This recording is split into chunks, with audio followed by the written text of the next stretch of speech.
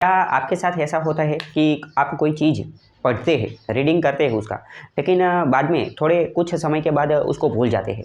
या फिर क्या ऐसा होता है कि आप जब भी पढ़ते हैं तो आपको ऐसा ही लगता है कि मैं पहली बार पढ़ रहा हूँ? या तो कई बार क्या ऐसा होता है कि आप पढ़ते हैं तब समझ में आ जाता है, स्कूल में, कोचिंग में, क्लासेस में समझ में आ जाता है, घर पे भी समझ में आ जाता है, लेकिन एग्ज़ाम में जब वो राइट डाउन लिखने का होता है तब आप उसे भूल जाते हैं। क्या आपके साथ ऐसा होता है?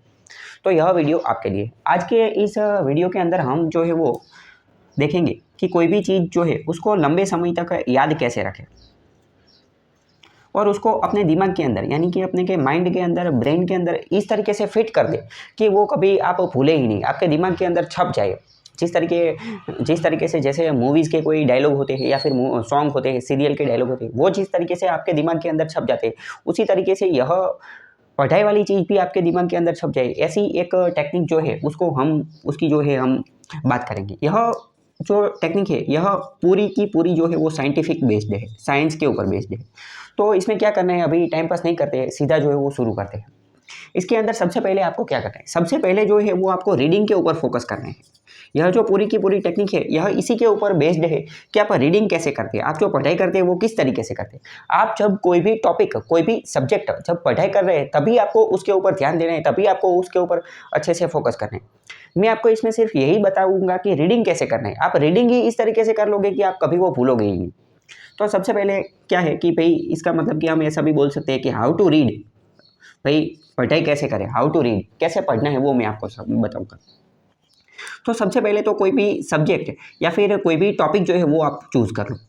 उस टॉपिक को जब भी आप पढ़ रहे हो तो उसको अच्छे से पढ़ने की कोशिश करो और उसका जो वर्ड बाय वर्ड, उसके हर एक वर्ड जो है, जितने भी शब्द उनके ऊपर फोकस करो। जितने भी शब्द है उन सब के ऊपर क्या करो, फोकस करो। इस टेक्निक का जो सबसे मेन थीम या फिर मेन कोर, जो सबसे ज़्यादा जिसके ऊपर फोकस करने वाला है वो यही है, वर्ड। आपको जो है वो पूरा का पूरा वर्ड समझ जाना है। कोई भी टॉपिक, कोई भी सब्जेक्ट, कोई भी पैराग्राफ आप पढ़ रहे हैं तो सबसे पहले आपको फोकस किसके ऊपर करना है, उस वर्ड के ऊपर फोकस करना है। एक बार आप कोई भी वर्ड समझ गए, एक बार आप कोई भी वर्ड समझ गए तो समझ लो कि आपका 90% या फिर 80%, 80 to 90% काम जो है वो आपका हो गया। कई बार क्या होता है कि हम जो है वो हम पढ़ते रहते हैं, लेकिन हम कोई चीज़ जो है ना वो नॉवेल की टाइप पढ़ते हैं और जो बीच में अगर कोई वर्ड आ जाता है जो हमें नहीं समझ में आते तब भी हम ऐसे ही आगे चले जाते हैं। ऐसा आपको नहीं करना है। आपको वर्ड जो है वो समझ में आना चाहिए। जब आपको वर्ड समझ में आएगा तभी आप जो है वो इस टेक्निक का उपयोग कर पाएंगे और तभी आप आगे बढ़ पाएंगे। हम कुछ एग्जाम्पल से समझते हैं। सबसे पहले मैंने क्या बोला कि आप कोई भी सब्जेक्ट, कोई भी टॉपिक, कोई भी पैराग्राफ पढ़ रहे हैं तो उसके अंदर जितने भी वर्ड्स हैं उन सब के ऊपर आपको फोकस करना है। उस वर्ड को समझने की कोशिश करनी है, मतलब कि उसको आपको अंडरस्टैंड करना है। उस जो वर्ड है उस वर्ड का जो पिक्टोरियल रिप्रेजेंटेशन, उसकी पिक्चर, उसकी इमेज जो है वो आपको अपने अपने दिमाग जो है उसके अंदर बनानी है। उस वर्ड को आपको ऑब्जर्व करना है, उस वर्ड जो है उसको विजुअलाइज करना है, मतलब कि उस वर्ड जो है उसको आपको समझने की कोशिश करनी है। मैं यहाँ पर आपको कुछ चीज़ बताता हूँ। कई बार हमें कुछ चीज़ समझ में नहीं आती है, उसके पीछे का कारण यही होता है कि हम वो जो वर्ड है, हम जो वो शब्द है, हम जो वो वर्ड है वही नहीं समझ पाते हैं। मैं यहाँ पर आपको कुछ एग्जांपल से समझाता हूँ। जैसे कि हम समझते हैं कि भाई पॉलिटी सब्जेक्ट है, हमारा कॉन्स्टिट्यूशन है, हमारा जो संविधान है। तो संविधान के अंदर सबसे पहले आता है हमारा भाई प्रियम्बल, यानी कि जो आमुख है वो। ये जो प्रियम्बल है उसके अंदर बहुत सारे शब्द दिए गए हैं। पूरा एक पेज का ही प्रियम्बल है, सिर्फ एक लाइन में ही खत्म हो जाता है, लेकिन फिर भी उसके अंदर बहुत सारे जो है वो शब्द दिए गए हैं। तो उन शब्द के बारे में जो है वो हम थोड़ी बात करेंगे और उससे हम समझने की कोशिश करेंगे। कौन कौन से शब्द दिए वो हम थोड़ा समझते हैं। तो सबसे पहला जो शब्द है वो क्या है, सोवरेन। फिर क्या है, डेमोक्रेटिक। फिर क्या है, रिपब्लिक, सेक्युलर, सोशलिस्ट। इस प्रकार के बहुत सारे शब्द दिए गए। कई बार जो एक नॉर्मल स्टूडेंट है या फिर कोई एक नॉर्मल सिटीजन है, एक आम आदमी है, वह जब पहली बार इस प्रियम्बल को पढ़ेगा तो उसको इतना ज़्यादा समझ में नहीं आएगा। क्यों? क्योंकि उनको यह सब वर्ड्स ही पता नहीं है। उसको पता ही नहीं है कि सॉवरेन यानी कि सार्वभौमत्व का मतलब क्या है, डेमोक्रेटिक यानी कि लोकशाही का मतलब क्या है, रिपब्लिक यानी कि जो प्रजासत्ताक है उसका मतलब क्या है, सेक्युलर यानी कि बिन सांप्रदायिक, इसका मतलब क्या है। तो सबसे पहले हमें क्या करना है कि हमें जो कोई भी वर्ड है उन सबको 100% पूरी तरीके से जो है वो समझने की कोशिश करना है। हमें पता चल जाना चाहिए कि यह वर्ड आखिर कहना क्या चाहता है। तो मतलब कि सबसे पहले ये इसी का हम एग्जांपल ले लेते हैं। जब पहली बार कोई स्टूडेंट या फिर कोई भी इंसान जो है वो प्रीएम्बल को पढ़ेगा, सोवरेन पढ़ेगा, तो उसको पता ही नहीं चलेगा कि भाई सोवरेन क्या है, सोवरेन का मतलब क्या होता है। सोवरेन यानी कि सार्वभौम। कई बार क्या होता है, जो कोई भी टॉपिक हम पढ़ रहे होते हैं तो उसके अंदर जो वर्ड दिए होते हैं तो उस वर्ड का ही बहुत ज़्यादा इंपॉर्टेंस होता है। आपको शायद पता होगा कि कुछ वर्ड जो होते हैं वो अपने आप में ही डीप मीनिंग, डीप अंडरस्टैंडिंग, एक शब्द के अंदर ही बहुत गहरी बात जो है वो छुपी हुई होती है। तो वह जो गहरी बात छुपी हुई होती है वह हम कब समझ पाएंगे, वह हम तभी समझ पाएंगे जब हम उस वर्ड को समझेंगे तब। यहाँ पर मैं आपको सोवरेन का मतलब बताता हूँ। अगर आपको पता है तब तो आप, अगर मान लो कि आपको सोवरेन का मतलब पता है, तब तो आप सोवरेन वर्ड सुनने के बाद ही आपको आपके दिमाग के अंदर वह प्रक्रिया शुरू हो गई होगी कि भाई बराबर अच्छा है, सोवरेन की ये बात करें। लेकिन अगर नहीं पता है तो मैं आपको बताता हूँ कि जब भी सोवरेन वर्ड कहीं पे भी आपको लिखा मिल जाए तो इसका मतलब क्या है। इसका मतलब यह है कि भाई आपका जो देश है वह internal as well as external दोनों तरीके से जो है, दोनों तरीके से फ्रीडम यानी कि आज़ाद है। आपका जो मुल्क है, आपका जो नेशन है, आपका जो देश है, कंट्री है, वह इंटरनली और एक्सटर्नली दोनों तरीके से क्या है, सॉवरेन, सार्वभौम, स्वतंत्र, कंप्लीट इंडिपेंडेंट है। मैं आपको थोड़ा और समझाता हूँ। शायद आपको पता होगा कि जब भारत आज़ाद नहीं हुआ था, जब भारत ब्रिटिश का गुलाम था, तब क्या हुआ था। तो तब जब गुलाम था तो बहुत संविधान बनाने की और उन सब की जो है वो बातें चल रही थी। तो उस समय सबसे पहले हमने ऐसा बोला कि भाई हमें डोमिनियन स्टेटस दे दो। कांग्रेस की पहले यह मांग थी कि भाई हमें डोमिनियन स्टेटस दे दो।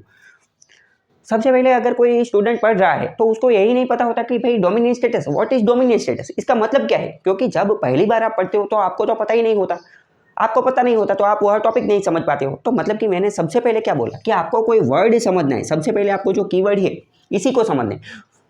समझो, आपको क्या समझना है, वर्ड समझना है। लेकिन समझो कि अगर वह वर्ड जो है वह डीप मीनिंग धराता है या फिर वह जो वर्ड है वह बहुत ही इंपॉर्टेंट है, तब हम उसको क्या बोलेंगे, तब हम उसको कीवर्ड बोलेंगे। क्या बोलेंगे, कीवर्ड बोलेंगे इस टेक्निक के अनुसार। तो यहाँ पर डोमिनियन एक कीवर्ड है, सॉवरेन एक कीवर्ड है, डेमोक्रेटिक, रिपब्लिक, सेक्युलर, यह सब एक कीवर्ड है। तो आपको यह पता होना चाहिए। चलो अभी मैं आपको बता देता हूँ। तो ये डोमिनियन स्टेटस की मांग कर रहे थे, मतलब कि पूर्ण स्वतंत्रता नहीं, आंशिक स्वतंत्रता। आंशिक स्वतंत्रता का मतलब क्या, डोमिनियन का मतलब इस तरीके से था कि जो ब्रिटिशर्स, अंग्रेज लोग थे वो तो भारत छोड़ के चले जाएंगे, भारत के जो लोग हैं, भारत के जितने भी लोग हैं वही भारत के ऊपर शासन करेंगे, भारत के अंदर गवर्नमेंट सरकार जो है वो बनेंगे। लेकिन भारत के अंदर कोई भी नई चीज़ बनानी है, कोई भी एक्ट बनाना है, कानून बनाना है, लॉ बनाना है, रूल्स बनाना है, तो हमें सबसे पहले ब्रिटिश पार्लियामेंट है उसकी परमिशन लेनी पड़ेगी। मतलब कि हम स्वतंत्र है लेकिन हमें उनको पूछना पड़ेगा, हमें सबसे पहले उनको क्या करना पड़ेगा, पूछना पड़ेगा, पहली बात है। दूसरी बात, अगर हमें कोई भी वॉर, युद्ध करना है या फिर कोई फॉरेन कंट्री के साथ विदेश नीति बनानी है तो वह हम खुद नहीं बना सकते, उसके लिए सबसे पहले हमें उनको पूछना पड़ेगा। किनको, ब्रिटिश पार्लियामेंट को। अगर इस तरीके की कोई चीज़ है तो उसे हम डोमिनियन स्टेटस बोलते हैं। लेकिन आप इंटरनली और एक्सटर्नली दोनों तरीके से स्वतंत्र है, आप खुद ही अपने निर्णय लेते हैं, आपको ब्रिटिश पार्लियामेंट को पूछने की जरूरत नहीं है। इसका मतलब क्या है, इसका मतलब यह है कि आप सोवरेन है, आप सार्वभौमत्व है। तो कई बार आप न्यूज़ में भी यह वर्ड जो है वो देखते होंगे क्या, कि चीन जो है, चीन ने भारत की जो हवाई सीमा है उसके अंदर घुसकर भारत की सोवरेनिटी है उसका उल्लंघन कर दिया। ऐसा क्यों बोल रहे हैं, ऐसा इसलिए बोल रहे हैं कि भारत एक सोवरेन कंट्री है, भारत एक संपूर्ण तरीके से जो है वो स्वतंत्र देश है। अगर किसी को, किसी दुश्मन देश को या फिर कोई भी देश को भारत की जो बॉर्डर के अंदर आना है तो उसको पहले भारत की परमिशन लेनी पड़ती है। अगर वो परमिशन नहीं लेता है इट मीन्स कि भारत की जो सोवरेनिटी है वह हर्ट होती है, वह जो है उसका उल्लंघन, उसका जो वायोलेशन होता है। तो मतलब कि अभी आप समझे, यहाँ पर वर्ड तो सिर्फ एक ही लिखा हुआ है, सोवरेन, लेकिन उस सोवरेन वर्ड के पीछे कितना डीप मीनिंग जो है वो छुपा हुआ है। तो यह आपको समझना है।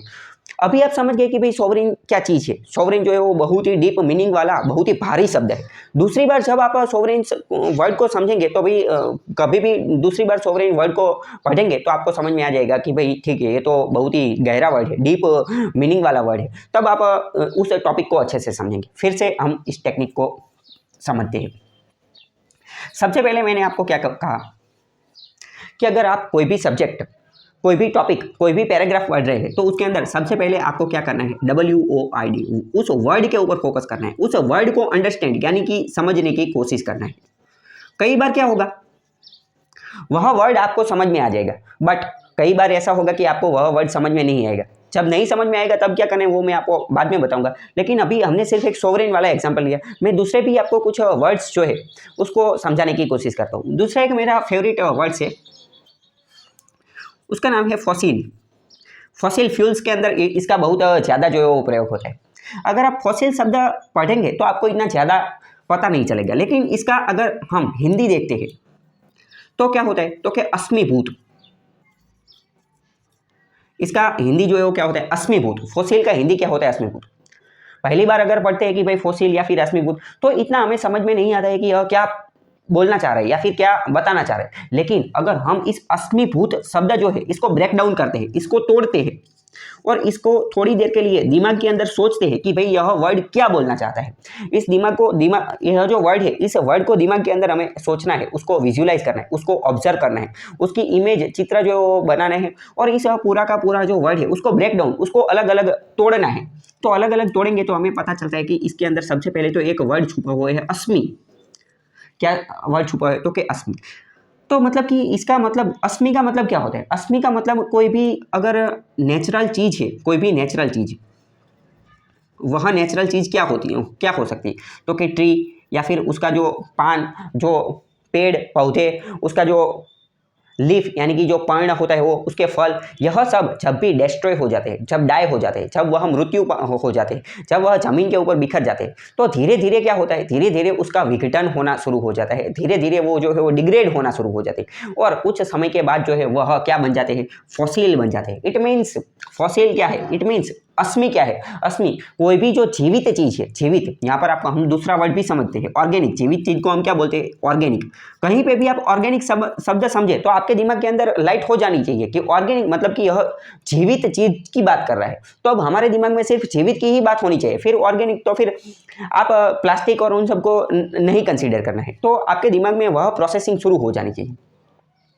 तो जो कोई भी जीवित चीज़ है जब वह डाई हो जाती है, जब उसका डिस्ट्रॉय, उसका डिग्रेडेशन, जब उसका जो है वो धोवान या फिर खवान जो है वो हो जाते हैं, मतलब कि जब वह पूरी तरीके से ख़त्म हो जाती है, जब वह पूरी तरीके से डिग्रेड हो जाती है, तब हम उसको अश्मी बोलते हैं। तब आपने एक चीज़ सुनी होगी कि भाई फॉसिल फ्यूल्स या फिर अश्मीभूत जो चीज़ें हो उसके अंदर कौन कौन आता है, तो कि भाई कोल आता है या फिर वुड आता है या फिर ये जो पेट्रोलियम और पेट्रोल डीजल वो सब जो चीज़ें हैं वो आती हैं।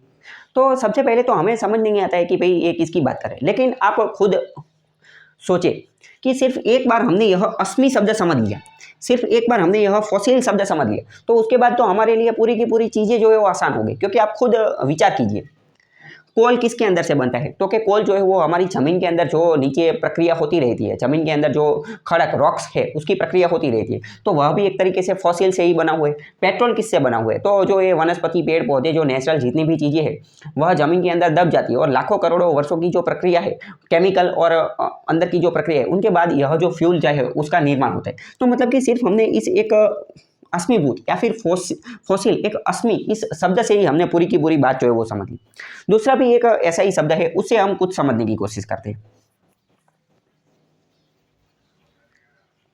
आपने एक देखा होगा रिन्यूएबल एनर्जी, रिन्यूएबल एनर्जी, तो यह भी हम वर्ड से ही समझ सकते हैं। किस तरीके से, इसके ऊपर अगर हम फोकस करते हैं तो हमें पता चलता है कि इसके अंदर एक कीवर्ड दिया गया है। मैंने आपको क्या बोला, सबसे पहले आपको वर्ड को देखना है, उसको दिमाग के अंदर ऑब्जर्व करना है, उसका अवलोकन करना है, उसको विजुअलाइज करना है और उसको समझने की कोशिश करनी है। दूसरी बात यह बोली कि उस वर्ड को आपको ब्रेक डाउन करना है, यानी कि अलग अलग टुकड़ों में विभाजित करना है। तो अगर हम इसको टुकड़ों में विभाजित करेंगे तो यहाँ पर एक चीज़ दी गई है, रिन्यू। रिन्यू का मतलब क्या, कोई भी चीज़ रिन्यू हो सकती है। अगर मान लो कि आपका मोबाइल का रिचार्ज है, एक महीने में खत्म हो गया, तो दूसरे महीने आपको उसको रिन्यू करना पड़ेगा। आपकी कोई पॉलिसी चल रही है, आपका कोई इंश्योरेंस चल रहा है, कोई भी प्रीमियम चल रहा है, तो एक साल में, एक महीने में, 6 महीने में अगर वह खत्म हो जाता है, तब क्या करना पड़ता है, आपको उसको रिन्यू करना पड़ता है। तो ये रिन्यूएबल एनर्जी, मतलब कि रिन्यूएबल का मतलब क्या, यह कुछ ऐसी एनर्जी है जो क्या होती है, जो रिन्यू होती रहती है, बार बार क्या होती है, रिन्यू होती रहती है, मतलब कि पुनः जीवित होती रहती है, पुनः प्राप्य हो जाती है। एक बार खत्म होने के बाद क्या हो जाती है, पुनः प्राप्य हो जाती है, रिन्यू हो जाती है। तो ऐसी कौन कौन सी चीज़ें, तो हम समझते हैं सबसे पहले सनलाइट। तो सनलाइट क्या है कि भाई मान लो कि आज सुबह 7 बजे जो है वो सन राइज हुआ, सूर्य जो है उसका वह निकल गया, और मान लो कि शाम को 7 बजे जो है वो सनसेट हो गया, तो इन दोनों के बीच हमने जो है वो सनलाइट प्राप्त कर ली। लेकिन क्या वो खत्म हो गई, वो तो भाई दूसरे दिन फिर से रिन्यू हो जाएगी, दूसरे दिन हमें फिर से वो रिन्यू होकर दूसरी बार जो है वो मिल जाएगी।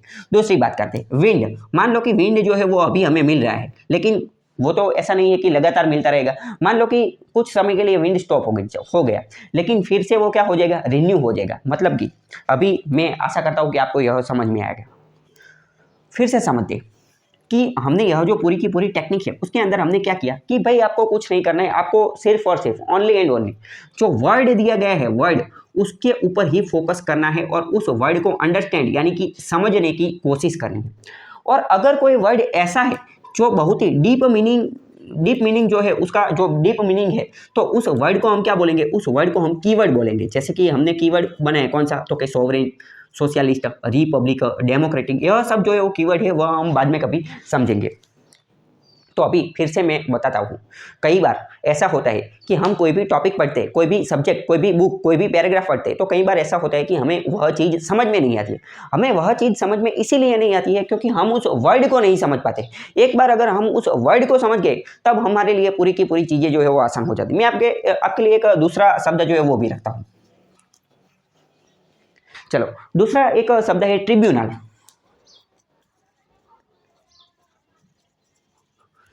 जो कोई भी इंसान पहली बार, अगर मान लो कि वो लो बैकग्राउंड से नहीं है, अभी यहाँ पर जो कोई भी इंसान पहली बार इस वर्ड को जो है वो पढ़ रहा है, मान लो कि वह स्टैंडर्ड 7 का या फिर स्टैंडर्ड 12 का स्टूडेंट है, पहली बार मैं आपको बता रहा हूँ कि कोई भी इंसान अगर पहली बार इस ट्रिब्यूनल शब्द को पढ़ रहा है तो उसको पता नहीं चलेगा, उसको लगेगा कि भाई ये कौन सी भाषा में बात करे, ट्रिब्यूनल मतलब क्या, तो उसको समझाना पड़ेगा। अगर एक बार उसको बता दिया कि भाई ट्रिब्यूनल कुछ नहीं है, यह एक स्पेशल कोर्ट है, क्या है, यह एक स्पेशल प्रकार की कोर्ट है, तब उसके दिमाग में फिट हो जाएगा कि भाई ट्रिब्यूनल कुछ नहीं है, स्पेशल प्रकार की कोर्ट है यह, और यह एक डेडिकेटेड कोर्ट होती है। मान लो कि पॉल्यूशन या फिर एनवायरनमेंट के लिए कोर्ट है तो उसका नाम है NGT, national green tribunal. Company के लिए अलग डेडिकेटेड स्पेशल कोर्ट बना दी है तो उसका नेशनल कंपनी लॉ ट्रिब्यूनल। मान लो कि इनकम टैक्स के रिलेटेड जो है वो ट्रिब्यूनल बना दिए। मान लो कि कोई सरकारी नौकरी कर रहा है यानी कि गवर्नमेंट सर्विस इसके अंदर है तो उसके अंदर एक सेंट्रल एडमिनिस्ट्रेटिव ट्रिब्यूनल जो है वो बना दिया।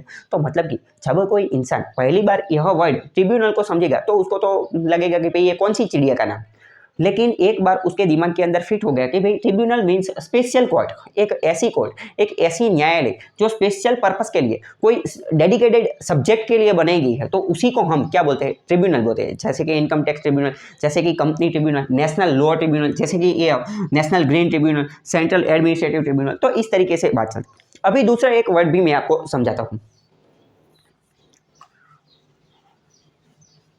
कई बार अगर आप पॉलिटी या फिर ऐसा कुछ पढ़ते हैं तो एक शब्द आता है, एक वर्ड आता है एडजुडिकेट। कई बार हम पढ़ते हैं कि ये एडजुडिकेट ये क्या है। कोई भी इंसान पहली बार इस शब्द को पढ़ता है कि एडजुडिकेट तो उसको लगता है भाई कौन सी चिड़िया का नाम, क्या बात करें। हमें पूरे सेंटेंस के अंदर एडजुडिकेट का मतलब नहीं समझ आता है, इसकी वजह से हमें पूरा का पूरा जो वाक्य है, पूरा का पूरा सेंटेंस है, पूरा का पूरा पैराग्राफ है, वह समझ में नहीं आते। अभी मैं समझाता हूँ कि भाई एडजुडिकेट का मतलब क्या है। एडजुडिकेट का मतलब होता है जुडिशियल प्रोसीजर, यानी कि जो भी न्यायिक प्रक्रिया है, न्याय की जो प्रक्रिया है, जो न्यायिक प्रक्रिया होती है तो उसका एक प्रोसीजर होता है कि सबसे पहले मान लो कि एफआईआर हुई, केस फाइल हुआ, जज जो है, जज ने पहली बार जो है वो केस को देखा, फिर उसकी चार्जशीट और वो सब देखा, उसके ऊपर रिसर्च किया, ऑब्जर्वेशन किया। तो यह जो पूरी की पूरी प्रक्रिया है, जज के सामने जो वकील होते हैं वह कुछ दलील करते हैं, कुछ अपील करते हैं, उसके ऊपर जज बोलते हैं कि भाई अभी हम जो है वो मुद्दत देते हैं यानी कि तारीख देते हैं। तो यह जो पूरी की पूरी प्रक्रिया होती है, और मान लो कि अदालत ने जो है वो ऑर्डर भी दे दिया, उसका चुकादा है वो भी दे दिया, लेकिन फिर भी मान लो कि उसके ऊपर फिर से अपील हुई, अपर कोर्ट के ऊपर, मान लो कि हाई कोर्ट के ऊपर अपील हुई, सुप्रीम कोर्ट के ऊपर, तो यह जो पूरी की पूरी न्यायिक प्रक्रिया है उसको हम एडजुडिकेट बोलते हैं। तो मतलब कि समझो, पहली बार कोई इंसान पढ़ेगा कि भाई एडजुडिकेट तो उसको लगेगा कौन सी चिड़िया का नाम, लेकिन एक बार उसने यह वर्ड समझ लिया तो समझो कि उसका काम आसान हो गया। तो अभी हम समझते हैं, फिर से हमारी टेक्निक के ऊपर पहुँचते हैं। मैंने आपको क्या बोला कि भाई सबसे मेन टेक्निक तो क्या है कि भाई आपको वर्ड समझ लेना है। वर्ड को समझने के लिए क्या करना है, आपको उसको दिमाग के अंदर, अपने माइंड के अंदर, ब्रेन के अंदर इमेजिन करना है। उसको इमेजिन करेंगे तो 70% केस के अंदर आपका काम हो जाएगा। अगर मान लो कि 70% केस के अंदर आपका काम नहीं होता है, तब आपको क्या करना है, उस वर्ड को ब्रेक डाउन करना है। आप उसको ब्रेक डाउन करेंगे तब भी 10% केस के अंदर आपका काम हो जाएगा, आपको वह वर्ड समझ में आ जाएगा। लेकिन कुछ वर्ड ऐसे होते हैं कि भाई इन दोनों का करने करने के बाद भी आपको समझ में नहीं आती, तो ऐसे में आपको ऑब्जर्वेशन, विजुअलाइजेशन इस प्रकार की प्रक्रिया करना है। लेकिन मान लो कि यह सब करने के बाद भी आपको जो है आपका समाधान नहीं होता है और आपको समझ में नहीं आती, तो ऐसे में क्या करना है? तो ऐसे में आपको कुछ नहीं करना है। ऐसे में आपको उस वर्ड को जो है वो डिक्शनरी में सर्च करना है, डिक्शनरी में सर्च करना है, या फिर आपको गूगल जो सर्च इंजन है उसके अंदर इंटरनेट के ऊपर सर्च करना है और उसके अंदर जो कोई भी चीज़ दी गई है उसकी जो आसान, जो सिंपल डेफिनेशन है उसको समझने की कोशिश करें। अगर मान लो आपको उसमें भी समझ नहीं आते, तब आपको गूगल में सर्च करके उसके इमेज सेक्शन में चले जाना है और इमेज सेक्शन के अंदर उसमें कुछ कई बार क्या होता है कि इमेज से हमें अच्छी तरीके से समझ में आता है। तो इस तरीके से आपको यह पूरा का पूरा वर्ड जो है उसको याद रखने की, समझने की, अंडरस्टैंड करने की जो है वो कोशिश करनी है। तो आशा करता हूँ आपको यह सब कुछ समझ में आ गया होगा। फिर से एक बार बता देता हूँ कि वर्ड को क्या करना है, देखना है, समझने की कोशिश करना है, अंडरस्टैंड करना है। अंडरस्टैंड नहीं होता है तो दिमाग में उसका चित्र बनाने की कोशिश करना है, उससे भी नहीं होता है तो उसका एनालिसिस करना है, उसको ब्रेक डाउन करना है, उससे भी नहीं होता है तब आपको उसको इंटरनेट के ऊपर, डिक्शनरी के ऊपर सर्च करना है और उसके इमेज सेक्शन में जो है वो चले जाना है। अभी समझते कि आपको आगे क्या करना है, आगे का स्टेप क्या है। आगे आपको क्या करना है, मान लो कि यह एक पूरा का पूरा 10 लाइन का पैराग्राफ है, 1 2 3 4 5 इस तरीके से 10 लाइन का पैराग्राफ है। इसको आपने पूरा का पूरा पढ़ लिया, इसका जो वर्ड है उसको भी समझ लिया, वर्ड जो नहीं आता था उसको भी आपने डिक्शनरी में जो है वो सर्च कर लिया और उसका मतलब कि पूरा का पूरा काम निपटा दिया मैंने आपको जिस तरीके से। उसके बाद आपको क्या करना है, उसके बाद यह जो पूरा का पूरा पैराग्राफ है उसको आपको इमेजिन करना है, उसका चित्र, पिक्टोरियल रिप्रेजेंटेशन, उसका चित्र जो है वो दिमाग में बनाना है। उसको क्या करना है, उसको विजुलाइज करना है, विजुलाइज करना है। इसको पूरा का पूरा क्या करना है, इस वर्ड को, पैराग्राफ को ऑब्जर्व करना है। यह जो वर्ड है यह बहुत भारी भारी वर्ड है, आपको लगेगा कि भाई ये क्या है, ये सब करना है। तो ये सब करेंगे तभी आपको यह लंबे समय तक याद रहेगा। यह सब वर्ड है, यह भी बहुत डीप कीवर्ड है, डीप मीनिंग वाले कीवर्ड है। हम भाई विजुलाइज ऐसे बोल के चले जाते हैं तो ऐसे नहीं चलेगा, यह सब आपको करना पड़ेगा। यह सब आप करेंगे तो क्या होगा, आपके दिमाग के अंदर यह लंबे समय तक याद रहेंगे। तो बस यही टेक्निक है, इसको आपको इस तरीके से फॉलो करना है। मैं आपको अभी कुछ और बात बताता हूँ। जबकि अगर मान लो कि जो एनसीईआरटी है, सेवन्थ स्टैंडर्ड जो है उसके आसपास, उसके अंदर पॉलिटी सब्जेक्ट जो है वो आ जाता है और उसके अंदर क्या होता है कि कई सारे यूनिट और वो सब आते हैं। तो मान लो कि उसके अंदर एक शब्द आता है पार्लियामेंट। अभी हम समझने की कोशिश करते हैं, आपको क्या लगता है कि 7th स्टैंडर्ड में जो स्टूडेंट पढ़ रहा है, मान लो कि उसको ये पार्लियामेंट वाला चैप्टर जो है वो फिनिश हो गया है, तो आपको क्या लगता है पूरे भारत के अंदर जितने भी 7th स्टैंडर्ड में पढ़ने वाले स्टूडेंट हैं उनमें से कितने लोग हैं, कितने ऐसे स्टूडेंट होंगे जिनको पार्लियामेंट का जो ओरिजिनल जो मीनिंग है वह पता होगा। मतलब कि उसको पता होगा कि भाई पार्लियामेंट जो है वह एक ऐसी चीज़ है जिसके अंदर लोकसभा, राज्यसभा और ये प्रेसिडेंट जो है उसका समावेश होता है। पार्लियामेंट भारत की जो है वो लॉ मेकिंग बॉडी है, वहाँ पर जो है वो लॉ, एक्ट, रूल, कायदे कानून वह सब बनते हैं। वहाँ पर भारत के जो एमपी लोग हैं वो वहाँ पर जाके बैठते हैं। दिल्ली के अंदर यह चीज़ है। तो यह बात आपको क्या लगता है, पूरे भारत के अंदर 7th स्टैंडर्ड की जो बुक है उसके अंदर यह पार्लियामेंट का चैप्टर आता है, तो आपको क्या लगता है 7th स्टैंडर्ड के जितने भी पूरे भारत के स्टूडेंट हैं उसमें से कितने लोग हैं, कितने ऐसे स्टूडेंट होंगे जिनको यह पार्लियामेंट शब्द जो है वह उस शब्द को उन्होंने आत्मसात कर लिया होगा। तो मैं ऐसा मानता हूँ कि 50% से नीचे ऐसे स्टूडेंट होंगे कि जो इस वर्ड को, इस पूरे के पूरे वर्ड जो है उसको आत्मसात कर लिया होगा, मतलब कि उसको अपने दिमाग के अंदर, अपने शरीर के अंदर उतार लिया होगा। ऐसे बहुत कम स्टूडेंट होते हैं। तो मतलब कि मेन प्रॉब्लम क्या है कि जब हम पढ़ते हैं तो कई बार क्या होता है कि टीचर जो होते हैं, शिक्षक जो होते हैं वह उस वर्ड को इस तरीके से नहीं समझाते हैं। तो मतलब कि स्टूडेंट के अंदर वह उस जो वर्ड होता है, वह जो वर्ड, उस वर्ड की जिस प्रकार की संकल्पना, जिस प्रकार का कॉन्सेप्ट उसके दिमाग के अंदर घुसना चाहिए, उसके दिमाग के अंदर आना चाहिए, वो आता नहीं है। तो मतलब कि अगर आप स्टूडेंट को पहले से ही इसी तरीके से अगर हम समझाने की कोशिश करें, हम पूरा का पूरा वर्ड उसी समय समझ लें तो हमारा काम जो है वो आसान हो जाता है। फिर से मैं आपको बोल रहा हूँ, आप कोई भी टॉपिक समझे, कोई भी कुछ भी पढ़ रहे हैं तो आप वर्ड के ऊपर, कीवर्ड के ऊपर सबसे ज़्यादा फोकस करें। आपको कोई वर्ड नहीं समझ आता है तो आप जो है वो उसका जो है वो सर्च करके और इंटरनेट के ऊपर समझ सकते हैं। अभी हमने जो कीवर्ड वाली बात की, तो कीवर्ड वाली बात से अभी हम एक दूसरा एग्जांपल भी समझते हैं। आपको क्या पता है कि बॉक्साइट जो है, बॉक्साइट का सबसे ज़्यादा उत्पादन जो है, प्रोडक्शन जो है वो कहाँ पर होता है? तो भाई बॉक्साइट का सबसे ज़्यादा प्रोडक्शन जो है वो उड़ीसा में होता है। उड़ीसा नाम का जो भारत का राज्य है वहाँ पर होता है। याद रखने की एकदम सिंपल ट्रिक है, उड़ीसा बॉक्साइट। बॉक्साइट शब्द जो है उसको आप विजुअलाइज करें, उसको आप अंडरस्टैंड करने की कोशिश करें, उसको जो है वो आप क्या करें, उसको आप ब्रेक डाउन करें। उसको अगर आप ब्रेक डाउन करेंगे तो आपको पता चलेगा कि इसके अंदर एक कीवर्ड आ रहा है क्या, बॉक्स। क्या रहा है, बॉक्स आ रहा है, उसके अंदर एक कीवर्ड है बॉक्स। यह जो बॉक्स है, तो बॉक्स किससे बनता है, बॉक्स बनता है भाई पेपर से, पेपर से बनता है। और पेपर से ही क्या बनता है, पेपर से भी यहाँ पर एक ओडिशा को भी अगर ब्रेक डाउन करें तो यहाँ पर एक शब्द आ रहा है क्या, DISH, डिश। बॉक्स किससे बनता है, पेपर, और पेपर डिश होती है, आपको पता होगा डिश जो होती है अभी आजकल जो पेपर डिश मिलती है, तो मतलब कि बॉक्साइट, बॉक्स किससे बनता है, पेपर से, और पेपर डिश ओडिशा, डिश से ओडिशा।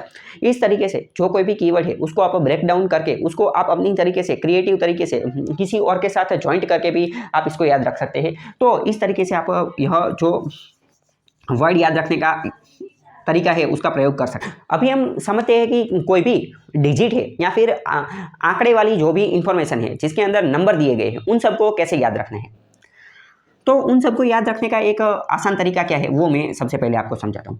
कोई भी डिजिट दिए गए हैं, कोई भी अंक दिए गए हैं ना, तो अब सबसे पहले तो आप उस अंक को किसी और से रिलेट कर दो, किसी और से जो है वो रिलेट कर दो।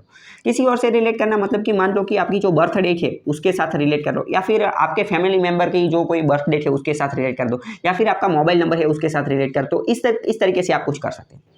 दूसरी बात करते हैं, मान लो कि बजट अभी कुछ समय पहले ही 1 फरवरी को हमारा बजट जो है वो रजू किया गया है। तो बजट के अंदर तो बहुत सारे ऐसे आंकड़े आते हैं, बहुत सारे डिजिट आते हैं, तो उन सबको हमें कैसे याद रखना है। सबसे पहले तो आपको सबको याद नहीं रखना है, जो बहुत ही इंपॉर्टेंट है उन्हीं को आपको याद रखना है, पहली बात। दूसरी बात, कई बार जो है वो स्कीम लॉन्च की जाती है, तो उस स्कीम के अंदर भी बहुत सारे डिजिट अंक होते हैं, तो उन सबको कैसे याद रखना है वो टेक्निक मैं आपको समझाता हूँ। तो कई बार क्या होता है कि जो मैं आपको सबसे पहले चलो एक क्वेश्चन पूछता हूँ। आपको एक नंबर जो है वो याद रखना है, 12,34,567, 12,34,567। इस वर्ड को आपको याद रखना है, 12,34,567, इसको आपको याद रखना है। तो आप कितने समय तक इसको याद रख पाएंगे, ज़्यादा से ज़्यादा 1 मिनट तक, 2 मिनट तक। लेकिन मैं बोलूँ आपको कि आपको 1 महीने तक इसको याद रखना है, तो क्या आप याद रख पाएंगे, तो आप बोलेंगे नहीं याद रख। लेकिन अब वही वर्ड जो है मैं यहाँ पर लिखता हूँ, मैंने क्या बोला, 12,34,567। इस तरीके से अगर हम याद रखेंगे भाई 12,34,567, तो हम इसको कभी याद नहीं रख सकते। लेकिन अभी आप टेक्निक देखिए, हमें याद रखना ही नहीं है, आप इसको इस तरीके से याद रखिए, 1 2 3 4 5 6 7, 1 2 3 4 5 6 7। तो आप उस अभी देखो, अभी मैं आपको बोलूँगा कि भाई आपको इसको याद रखना है, आप बोलेंगे एक महीना क्या, 1 साल क्या, 10 साल तक मैं इसको याद रख सकता हूँ। क्यों, क्योंकि अभी आपने इसके अंदर की जो पैटर्न है वह समझ ली। हम सबसे पहले इसको वर्ड के अंदर जो है वो याद रखने की कोशिश कर रहे हैं, और वर्ड के अंदर हमें कोई उस प्रकार की पैटर्न नहीं मिली थी। लेकिन जैसे ही हमने इसको डिजिट के अंदर लिखा तो हमें एक प्रकार की पैटर्न मिली। तो मैंने आपको बोला ना कि आपको कोई भी डिजिट है तो उसको कंपैरिजन करना है, बर्थ डेट, मोबाइल, या इस तरीके से जो कंपैरिजन करना है, इस तरीके से क्रमिक आ जाता है तो उसको भी आपको करना है। अभी हम समझते हैं कि भाई बजट के अंदर जो डिजिट होता है, स्कीम के अंदर जो डिजिट होता है, उनको आपको कैसे याद रखते हैं। तो सबसे पहले तो अभी इसके अंदर जो जितने भी आंकड़े होते हैं, जितने भी डिजिट होते हैं ना, वो बहुत ही विचित्र टाइप के होते हैं। मान लो कि ऐसा होगा कि 3,425.67 करोड़ रुपए जो है, इतने करोड़ रुपए है वो कोई स्कीम के लिए एलोकेट किए गए। अभी आपको इस तरीके से नहीं याद रखना है, आपको सिर्फ इतना याद रखना है कि भाई यह 34-25 के आसपास है ना, तो आपको इतना याद रखना है कि भाई 3500 करोड़ रुपये। इसका जो नियर बाई अमाउंट है, नियर बाई अमाउंट आपको उतना ही याद रखना है कि भाई आपको इतना याद रखना है कि भाई कोई स्कीम है उसके अंदर 3500 करोड़ के आसपास जो है वो दिया गया है। अभी हम दूसरी बात भी मैं आपको समझाता हूँ। चलो, भारत की जो जीडीपी है, तो भारत की जीडीपी क्या है, तो यहाँ पर आपको पता होना चाहिए कि भाई भारत की जीडीपी जो है ना वो 2 ट्रिलियन से ज़्यादा है और 3 ट्रिलियन से कम है। अभी कुछ समय पहले ऐसी न्यूज़ भी आई थी कि भारत की जो जीडीपी है वह 3 ट्रिलियन तक पहुँच गई। तो 3 ट्रिलियन यानी कि क्या, 3 लाख करोड़। ट्रिलियन का मतलब होता है लाख करोड़, किसी के भी अंदर लाख करोड़ हो जाते हैं तो वह क्या हो जाए, 3 लाख करोड़, इसका मतलब 3 ट्रिलियन। अगर यही आप गूगल के ऊपर सर्च करेंगे कि भाई भारत की जीडीपी क्या है, भारत की इकोनॉमी क्या है, तो इसके अंदर तो आपको पूरा बहुत लंबा जो है वो डिजिट दिया गया होगा, उसके अंदर बहुत पॉइंट और वो सब दिया गया होगा। तो वह सब याद रखना हमारे लिए मुश्किल है। लेकिन आपको अगर 3 ट्रिलियन इतना याद रखने को बोला तो बहुत ही आसान है। अमेरिका की ये जो जीडीपी कितनी है, इकोनॉमी, तो वो 20 ट्रिलियन के आसपास है। चाइना की कितनी है, तो वह जो है वो 30 ट्रिलियन के आसपास है। भारत की जो है वो 2-3 ट्रिलियन के आसपास है, और भारत का टारगेट क्या है कि हमें 5 ट्रिलियन इकोनॉमी जो है वो बनाना है। तो अगर आप इस तरीके से याद रखेंगे तो बहुत ही अच्छा रहेगा। दूसरी बात मैं बताता हूँ, जैसे कि चलो कोई स्कीम है, उसके अंदर ऐसा बोला गया है कि भाई इस स्कीम के लिए जो है वो 5,455 पॉइंट कुछ 6-7 करोड़ रुपए जो है वो एलोकेट किए गए। तो अभी आप समझो कि भाई आपको इसमें क्या करना है, आपको यह पूरा का पूरा याद ही नहीं रखना है, आपको सिर्फ इन्हें याद रखना है कि 5,500 करोड़, क्योंकि इसका क्या बनेगा, ये 5500 के आसपास, तो मतलब कि 5,500 करोड़ के आसपास, 5,500 करोड़ के आसपास का फंड जो है एलोकेट किया गया। अभी ये पीएम मत्स्य संपदा योजना जो है, मत्स्य संपदा योजना, ये इस प्रकार की योजना है। तो यहाँ पर उसके अंदर क्या 6,000 करोड़ रुपए जो है वो एलोकेट किए गए। मतलब कि आपको पूरा का पूरा वर्ड याद नहीं रखना है, उसके आसपास का जो वर्ड है, उसका आसपास का जो 0 या फिर 5 के आसपास का है, उसी तरीके से आपको वह वर्ड जो है वो याद रखना है। मैं आपको एक दूसरा भी इसके रिगार्डिंग एक बात बताता हूँ। चलो, भारत का जो इंफ्रास्ट्रक्चर है, इंफ्रास्ट्रक्चर के बारे में इस बार का जो इकोनॉमिक सर्वे है, ये उस इकोनॉमिक सर्वे ने बोला कि भारत सरकार अगर हमारे इंफ्रास्ट्रक्चर के ऊपर 1 रुपीस का खर्च करती है तो उसके परिणाम स्वरूप, उसके रिजल्ट के स्वरूप हमारी जीडीपी जो है वो 3 रुपये के आसपास बढ़ जाती है, 3 रुपये के आसपास बढ़ जाती है। यह इंफॉर्मेशन याद रखनी आसान है, लेकिन यही अगर हमें पॉइंट में दे दिया जाए या फिर यही लाखों करोड़ों में या फिर बहुत बढ़ा चढ़ा कर बता दिया जाए तो हम याद नहीं रख पाएंगे। 1 से 3 यह हम याद रख सकते हैं। इसी इंफॉर्मेशन को आप यह बोल सकते हैं कि भाई ये तो क्या हो गया, ये तो 3 गुना हो गया।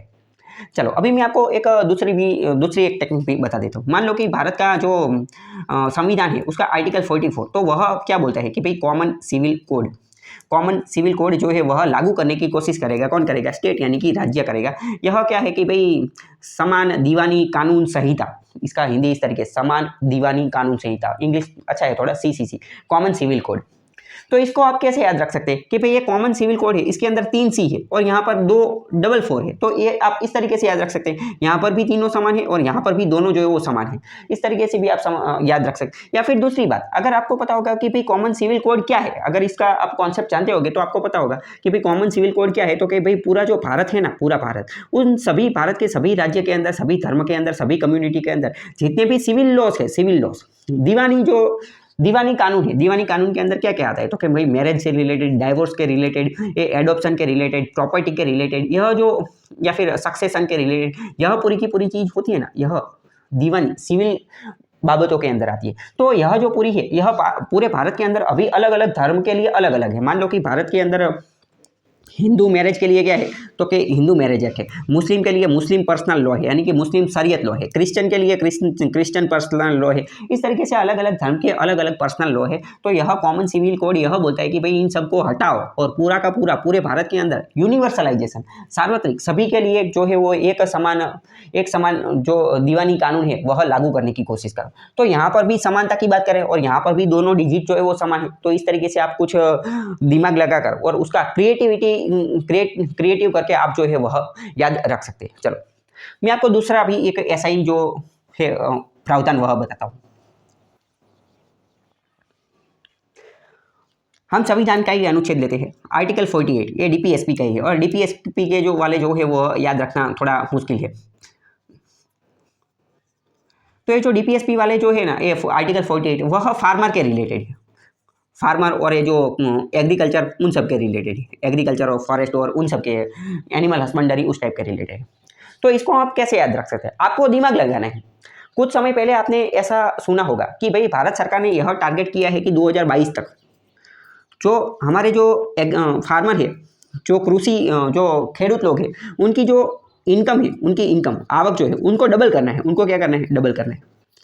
उनको क्या करना है? डबल करना है। तो यहाँ पर आप देखें 4 से 8 डबल तो हो गया, 4 से 8 क्या हो गए? डबल हो गए। मतलब कि आपको याद रखना है कि भाई 48 4 से 8 डबल हो रहा है, मतलब कि यह फार्मर एग्रीकल्चर से रिलेटेड। जब यहाँ पर 2022 का हमने जो टारगेट रखा था कि भाई इनकम जो है वो डबल करनी, तो यहाँ पर भी आप देख सकते हैं कि भाई यहाँ पर भी ये डबल हो रहा है, यहाँ पर देखो ये 2 हो रहा है। तो इस तरीके से आप कुछ अपना दिमाग क्रिएटिविटी लगाकर जो है वो इसको याद रख सकते हैं। दूसरा भी मैं एक जो संविधान है उसका ही अनुच्छेद जो है वो बताता हूँ, आर्टिकल 108 क्या है? तो 108 है वो है ज्वाइंट सेशन, लोकसभा और राज्यसभा का जो संयुक्त सत्र होता है उनकी ये बात कर रहे हैं। तो आपने सुना होगा कि भाई 108 क्या है? तो 108 तो इमरजेंसी एम्बुलेंस सेवा है। 108 का हम फोन कब घुमाते हैं? जब कोई इमरजेंसी आ जाती है, जब अचानक से उसको बुलाएं तब हम 108 को फोन करते। तो यही बात तो यहाँ पर है, जब कोई डेडलॉक हो जाता है, जब कोई कानून पास नहीं होता है, तब दोनों को बुलाते हैं एक साथ, लोकसभा और राज्यसभा दोनों को एक साथ बुलाते हैं, मतलब कि 108 डायल करते हैं, दोनों फटाफट से आ जाते हैं। तो इस तरीके से आप जो है वो डिजिट अंक जो है वो याद रख सकते हैं। इकोनॉमी वाले जो डिजिट है उसको आपको कैसे याद रखना है, तो मैंने आपको बोल दिया कि उसका जो नियर बाय अंक है, नियर बाय अंक उसको याद रखने की कोशिश करते हैं। चलो अभी मैं यहाँ पर आपको एक दूसरा ऐसा ही जो है वो ऐसी एक दूसरी टेक्निक भी बता देता हूँ। हमारा जो इकोनॉमिक सर्वे है ना वो बोल रहा है कि 2022 के अंदर भारत के अंदर टूरिज्म, भारत के अंदर टूरिज्म जो है वो किस तरीके से था उसका एक डेटा है। यह डेटा बोल रहा है कि जो टूरिज्म इंडस्ट्री है उसके अंदर 2022 के अंदर भारत के अंदर जो है वो 7 मिलियन टूरिस्ट जो है वो भारत के अंदर उन्होंने विजिट की थी, मतलब कि भारत की मुलाकात ली थी। अभी यह मैंने अपनी तरीके से बनाया है, वहाँ पर एग्जैक्ट 7 मिलियन नहीं था, वहाँ पर एग्जैक्ट जो है ना वो 6 पॉइंट इस तरीके से कुछ था, वो जो भी हो हमें कुछ लेना देना नहीं, लेकिन हमने इसका नियरली जो है वो 7 मिलियन कर दिया। अभी मैं आपको दूसरी ट्रिक्स बताता हूँ। यह 7 मिलियन को आपको कैसे याद रखना है, यह भी बहुत सिंपल है। आपको सिर्फ इतना याद रखना है कि भाई इकोनॉमिक सर्वे बोल रहे हैं कि 2022 के अंदर टूरिज्म इंडस्ट्री के अंदर भारत के अंदर 2022 के अंदर 7 मिलियन टूरिस्ट लोग जो भारत की मुलाकात लेने को आए थे। 7 मिलियन का डिजिट कैसे याद रखना है? टूरिज्म के अंदर देखिए, टूरिज्म के अंदर कितने लेटर है, टूरिज्म वर्ड जो है उसके अंदर कितने लेटर है, तो क्या 1 2 3 4 5 6 7 याद रहेगा कि? तो इस तरीके से भी आपको दिमाग लगाना है, भाई कुछ नहीं करना है। टूरिज्म के अंदर 7 लेटर है तो 7 मिलियन जो विजिटर्स है, 7 मिलियन टूरिस्ट थे, उन्होंने भारत के अंदर जो है वो मुलाकात की थी। दूसरा इसी तरीके का जो है डिजिट वाला जो है वो मैं आपको समझाता हूँ। भारत सरकार का जो डिफेंस मिनिस्ट्री उनका यह टारगेट है कि 2025 तक हमारा जो डिफेंस प्रोडक्शन है, डिफेंस मैन्युफैक्चरिंग वह 25 बिलियन तक ले जाना है। क्या ले जाना है? 25 बिलियन तक ले जाना है। 25 में तो यह भी बहुत सिंपल है, यहाँ पर 2025 है, यहाँ पर 25 है। इस तरीके से आप उसके अंदर कोई पैटर्न, उस तरीके से आपके उसके अंदर कोई पैटर्न सीक्वेंस बनाकर उसको जो है वो लंबे समय तक याद रख सकते हैं। यहाँ पर आप इसी तरीके से जो है याद रख सकते हैं। दूसरा एक समझते हैं कि भाई भारत के अंदर जो मैंग्रोव है, मैंग्रोव वेजिटेशन जो सबसे ज़्यादा वेस्ट बंगाल के अंदर पाया जाता है, गुजरात के अंदर भी पाया जाता है, और तमिलनाडु और वहाँ पर जो मैंग्रोव जो है, मैंग्रोव की प्रजाति पाई जाती है। तो कुछ समय पहले ये भारत ने मैंग्रोव अलायंस जो है उसका भी भारत जो है वो सभ्य बन चुका है। तो मैंग्रोव जो है भारत के अंदर पूरा भाई टोटल कितने एरिया के अंदर, कितने विस्तार के अंदर मैंग्रोव जो है उसका वेजिटेशन है, तो वह है 5000 स्क्वायर किलोमीटर। 5000 स्क्वायर किलोमीटर का जो एरिया है वहाँ पर भारत के अंदर जो है मैंग्रोव है। अभी यह एग्जैक्ट डिजिट नहीं है, एग्जैक्ट डिजिट तो कुछ 4984.73 इस प्रकार का कुछ था, लेकिन हमने क्या किया, हमने भाई 5000 तो आराम से याद रह जाएगा, तो उसी तरीके से जो है वो हमने 5000 जो है वो याद रख लिया। तो इस तरीके से आप पूरी की पूरी चीज़ जो है वो याद रख सकते हैं। भविष्य में मैं एक ऐसा दूसरा वीडियो ले आऊँगा जिसके अंदर हम यह बात करेंगे कि न्यूमोनिक को याद करके, न्यूमोनिक तरीके से जो है वो वर्ड को कैसे याद रख सकते हैं और वह सब कैसे कर सकते हैं। आशा करता हूँ आपको यह वीडियो पसंद आया होगा।